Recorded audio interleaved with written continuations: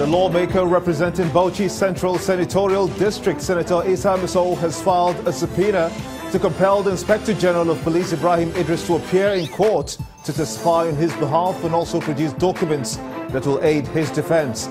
The counsel to Misol, Mr. Joshua Musa, argued that the defendant is entitled to every document and persons, including materials, needed to defend himself. He also argued that the IGP is not listed as a defendant or prosecutor in the case, and as such, there is no reason why he should not be invited.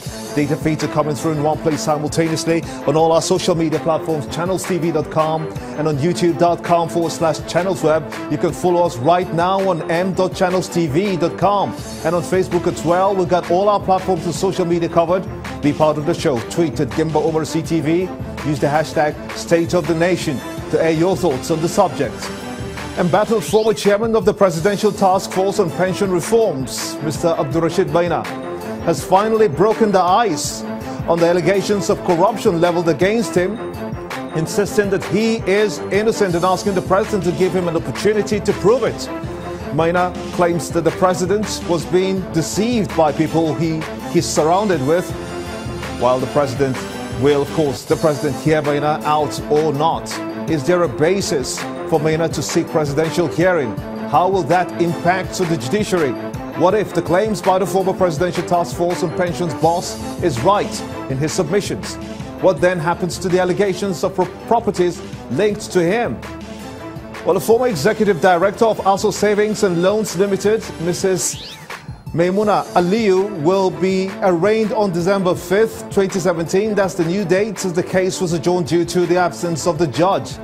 The Independent Corrupt Practices Commission, the ICPC, has accused Mrs. Aliyu of allegedly stealing 3 plots of land in Abuja on behalf of ASO Savings and Loans Limited at the cost of 57 million naira without remittance aid to the bank. She is to be arraigned at the FCT High Court, Jabi in Abuja, the same court where her daughter is currently facing trial for allegedly stabbing her husband to death. Now, President Muhammadu Buhari has inaugurated a 30-member National Minimum Wage Committee to negotiate a new national minimum wage for Nigerian workers at the Presidential Villa in Abuja. When will the committee come up with its findings? Will it reflect equity and justice as advised by the President? What if states are unable to pay a new salary scale for public sector workers? What then? It's prime time in Lagos, and this is State of the Nation.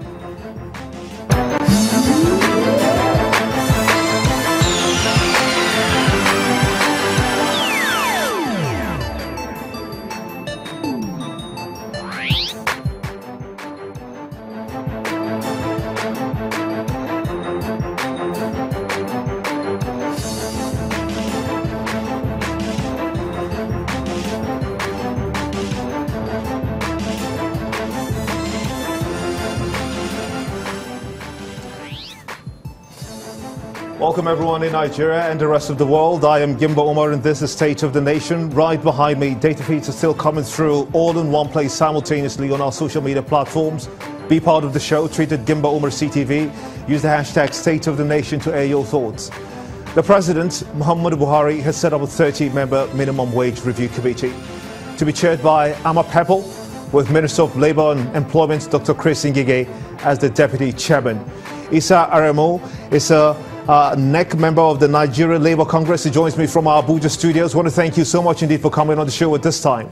This minimum wage increase was last seen in 2011 during the Obasanjo regime.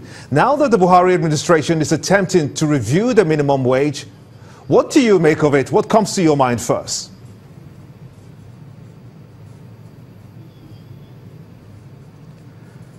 Well, thank you, Gimba, and it's good to share some thoughts with you on the state of the nation with respect to the new Presidential Committee on Minimum Wage. Let me put it for the record that the last Minimum Wage Act was 2010. It was an act of parliament, and that's under President Goodluck Jonathan. As a matter of fact, the first minimum wage was 1981 under the democratic dispensation headed by President Shehu Shagari. Since then, we had 4 effective reviews of national minimum wage, and the one that currently President Buhari inaugurated yesterday will be the 5th, which is a tripartite presidential committee made up of the government, in this case federal, state government. A couple of governors are going to represent the states. Then you have the organized labor, represented by Nigeria Labour Congress, the Trade Union Congress, and then you have the Employers Association, represented by NECA, and of course Manufacturer Association, NASIMA, all business-related organizations. So we look forward to, a robust social dialogue consistent with the tradition of the previous negotiation that we had before. But if you also ask me, you know that we've really lost some ground. The existing minimum wage, which was signed in 2010, was supposed to run for 5 years. So we have lost ground in terms of the 5-year cycle. The minimum wage ought to have been reviewed effectively by 2015. But better late than never. And I think the challenge is for all the stakeholders at this committee to hit the ground running. Now, this is what the president wants. The president wants equity and justice in setting this new minimum wage. What do you think? We're past minimum wages that were set by the government. Weren't they based on justice and fairness? Oh, definitely. I mean, the whole idea of having equitable and fair negotiation is for the process to be inclusive. And it can only be inclusive if all the parties are well represented here. So I think the new committee that has been constituted is completely consistent with the principle of social dialogue. It's tripartism, which is made up of the 3 major actors within the labor market, namely organized labor, the government, and I think what is very novel in this new round of negotiation is that we now have, names of some governors who are supposed to represent the state government. And of course, the organized private sector is also there. So I have no doubt in my mind, in the spirit of collective bargaining, all the facts will be laid on the table. And I think we look at the plight of the working people, and you know very well what the facts are.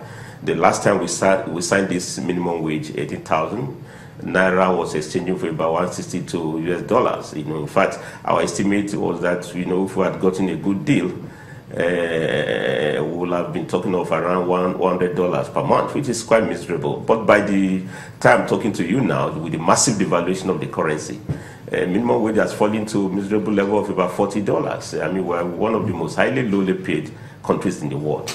We have double-digit inflation. I mean, you know very well that working people now are more or less working beggars. Their salaries can hardly take them home. So we need to reflect these facts when we are negotiating. Of course, we must talk about the ability to pay of the employers. Again, we have to lay bare what the facts are. What constitutes recurrent expenditure? Those are the issues that will come in over there. Because at times, the recurrent expenditure have been used to deny workers their pay. Recurrent expenditure includes the bloated allowances of public office holders. Let me just butt in. Permit me to just butt in here because so those are the issues that will come to the table when we're discussing. Brilliant. Yeah.